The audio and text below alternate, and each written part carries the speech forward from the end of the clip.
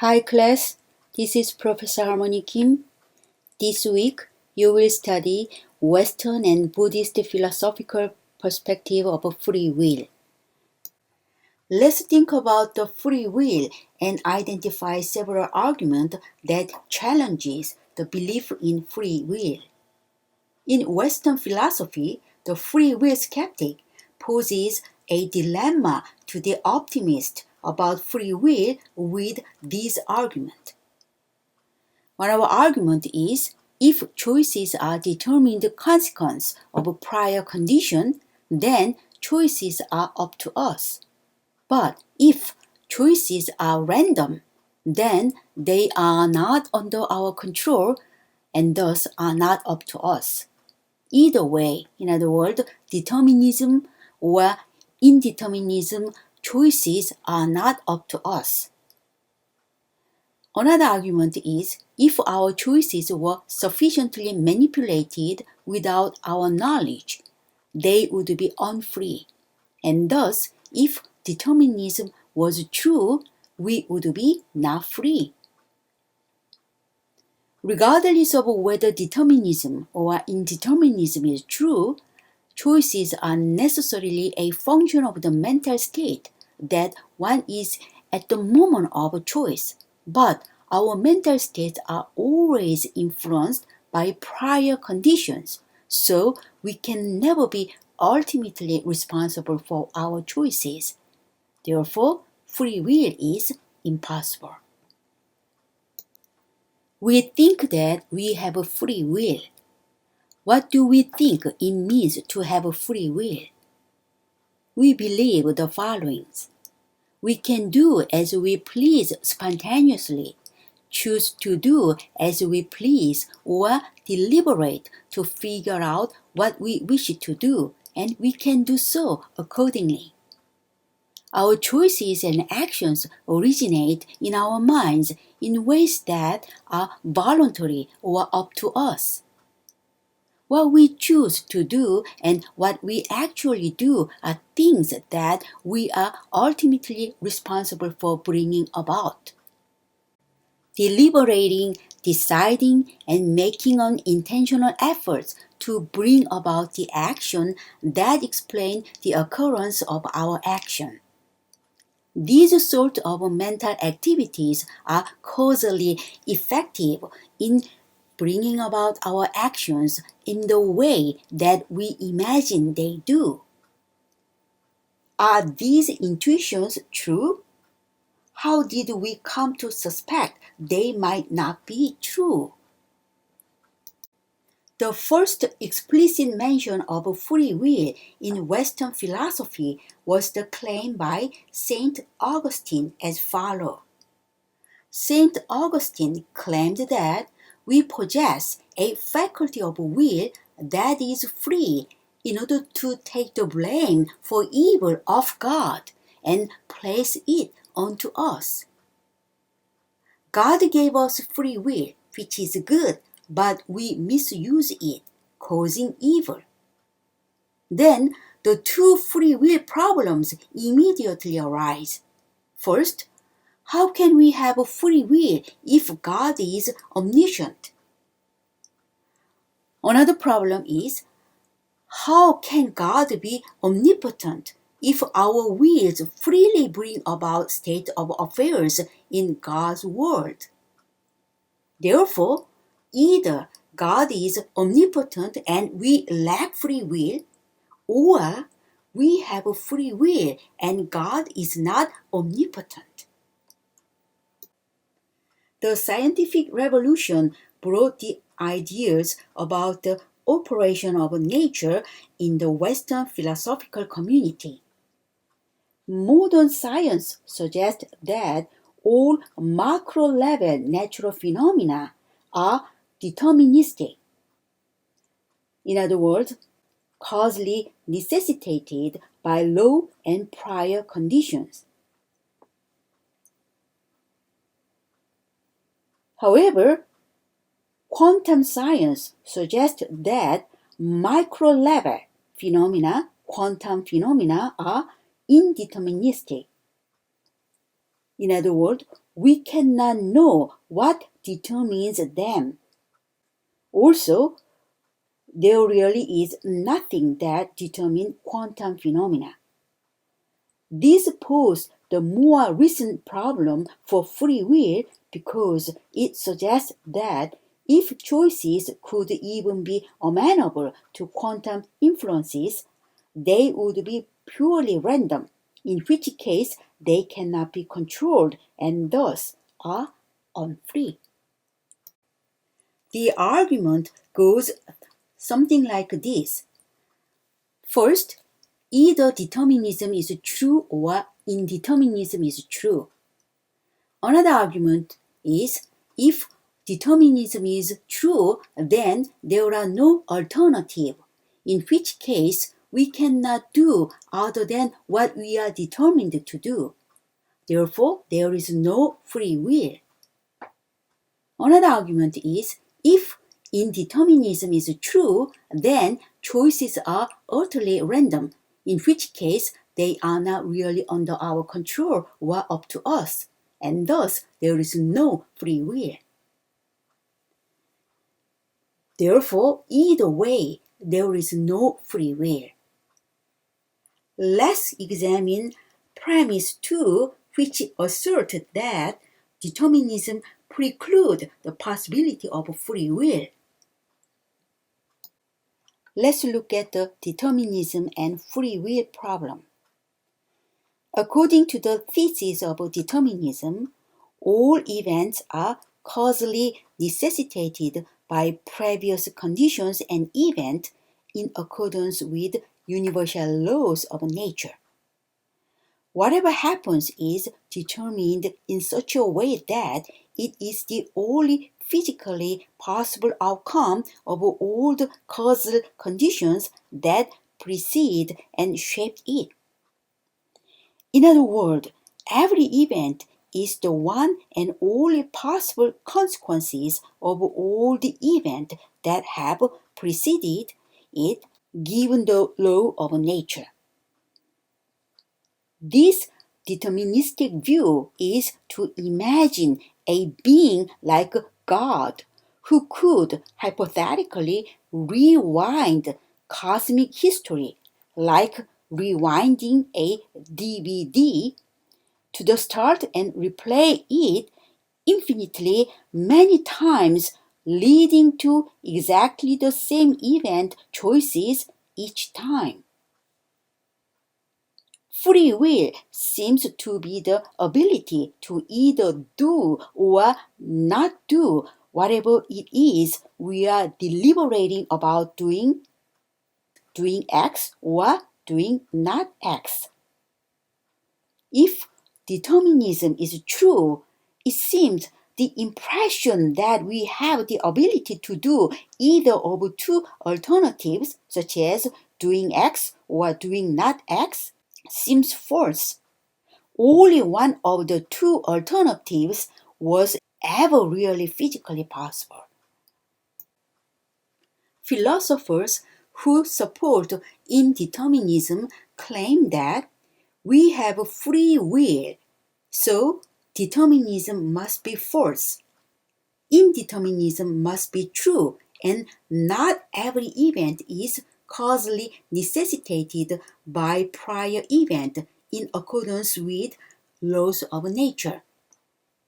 However, there are problems with indeterminism.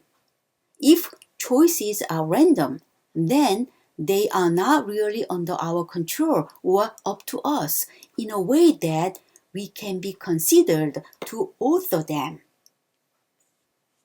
This is called mind argument, or it can be called randomness argument.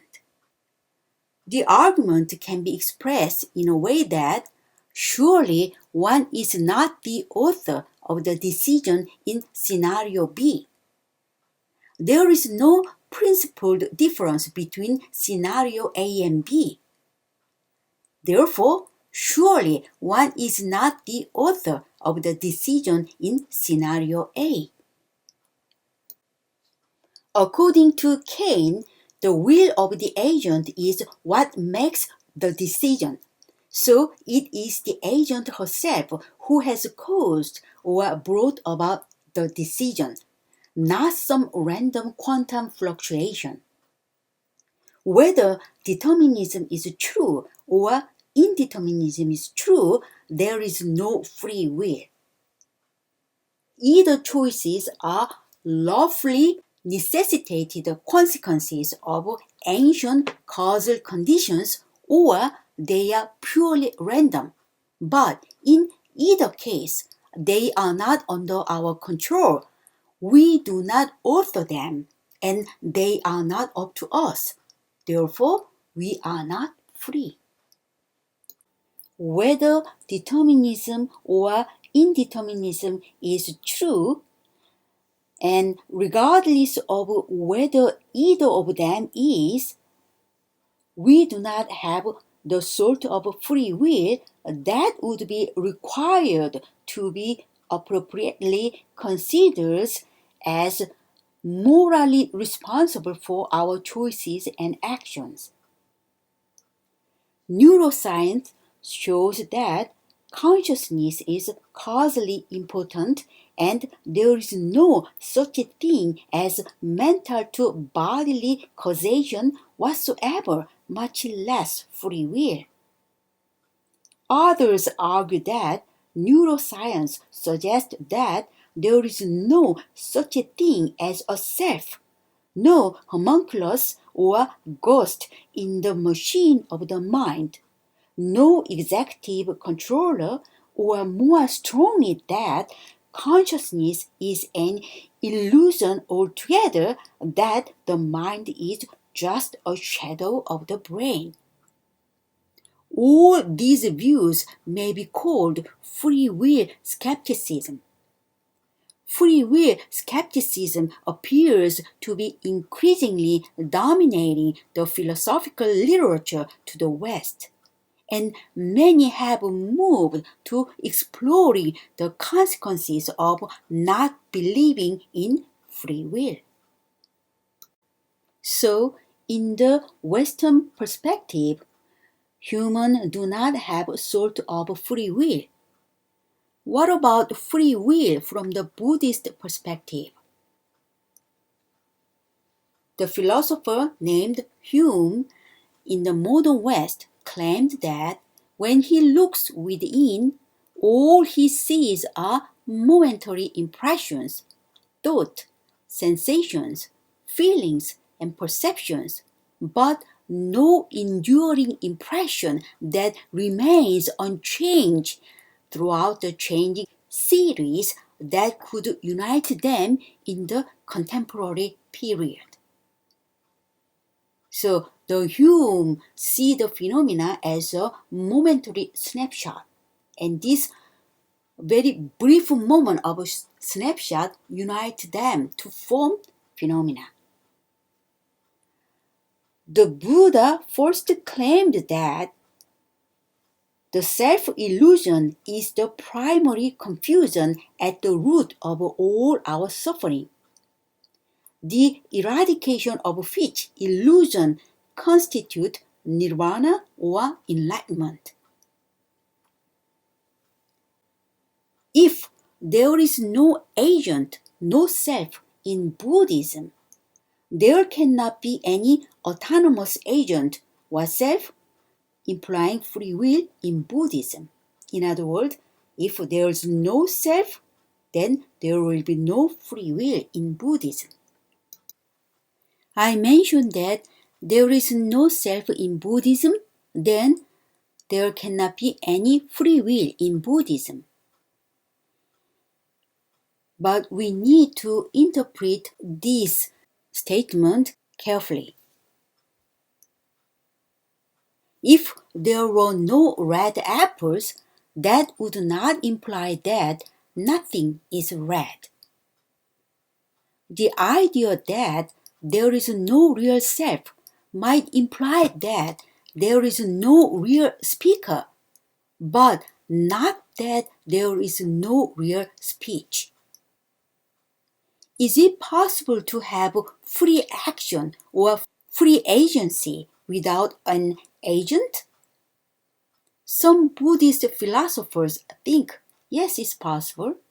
Some other Buddhists think it is not, depending on the different sect of Buddhism. Because Buddhism also classified different forms.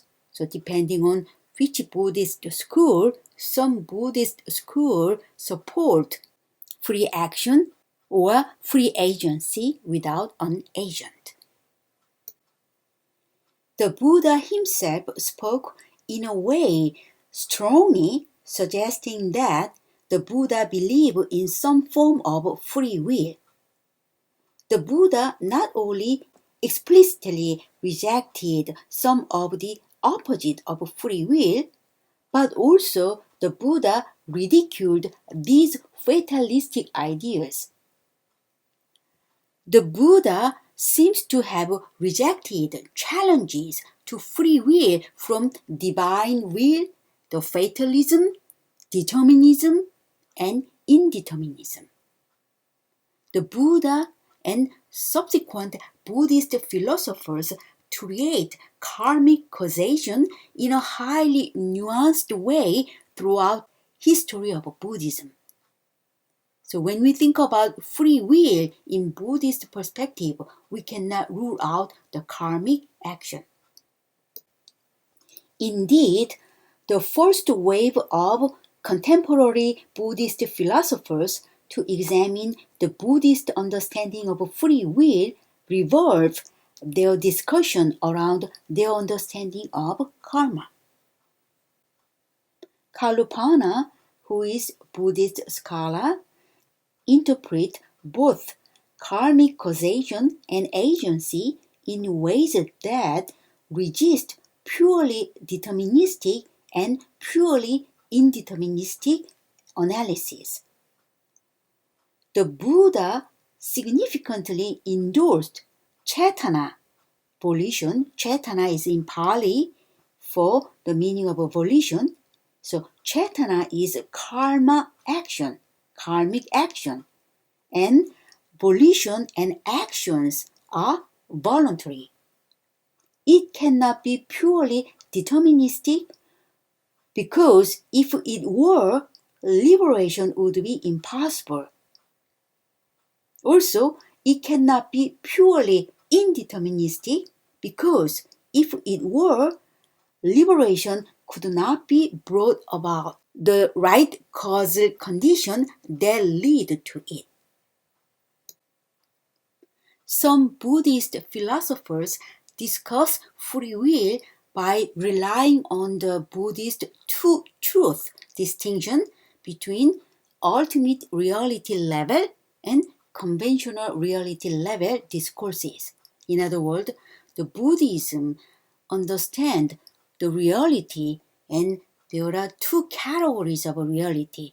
One is ultimate level, the other one is conventional level. At the ultimate reality level, determinism is true. Everything is atomistic and impersonal. There are no wholes made of parts, and there is no such a thing as free agency. But at the conventional level, there are whole persons who have free will.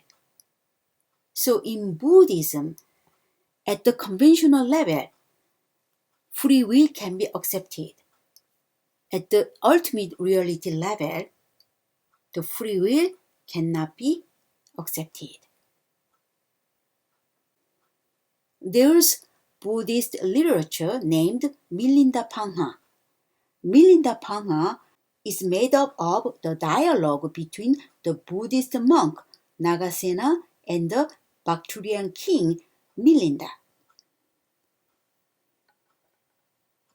In this dialogue, the king Milinda asks who bears the name Nagasena, and similar common sense questions that seemingly reveal contradictions in the Buddhist view.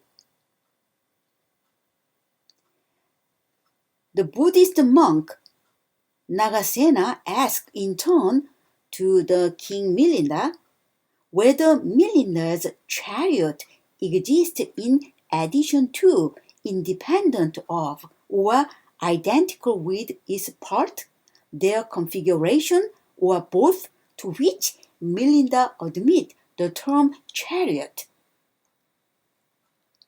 So, the term chariot is just a convenient designator for the configured collection for which we have a use. Nagasena concludes that his name functions similarly. Ultimately, there is no independently existing chariot thing, nor any self, but conventionally, pragmatically, we speak as if there is.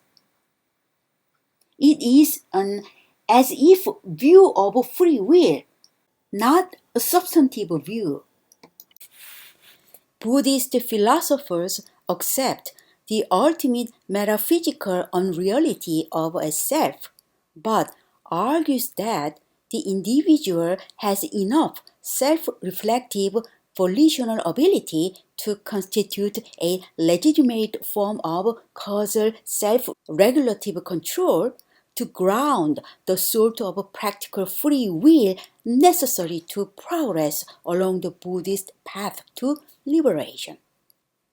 Indeed, the Eightfold Soteriological Path, the Eightfold Noble Path, the Buddha makes clear that to attain nirvana, an individual must bring under their complete control their own views, their own beliefs, their own intention, their own volition, speech, actions, effort, awareness, and attentional focus to a degree of self-mastery. The Buddhist view of free will focuses not only there can be Buddhist free will in the absence of self, but Buddhist thought, here's a typo, thought, actually makes possible the formulation of one powerful counter-argument against all the skeptical argument. There are Buddhist free will skeptics because non-self suggests non-agency. Theravada Buddhism is committed to a kind of atomistic reductionist foundationalism, whereas Mahayana embraces a non-functional and significantly anti-realistic sort of holism. Earlier and later Buddhists embrace the two-truth doctrine, such as ultimate truth and conventional truth, but they interpret it differently. Most Theravadins argue for a conventional level acceptance of free will and an ultimate level rejections, whereas most Mahayanists tend to reject free will altogether. Buddhists have disagreed over whether it makes more sense for them to reject free will outright. In other words, to embrace some form of two-tiered conventional or ultimate view, according to which there is free will at the conventional level, but not the ultimate level, or at both levels. However, the Buddha himself not only rejects the main opposite of free will concerning inevitable causation by God, fate, matter, and chance, in other words, divine determinism, fatalism, physical determinism, and indeterminism, respectively, as well as by karma. The Buddha prescribed practices that apparently enhance agential effectiveness to virtuoso level on the path to the realization that there is no real self, there is no real agent. An agent is a thing, while agency involves ability and is a process.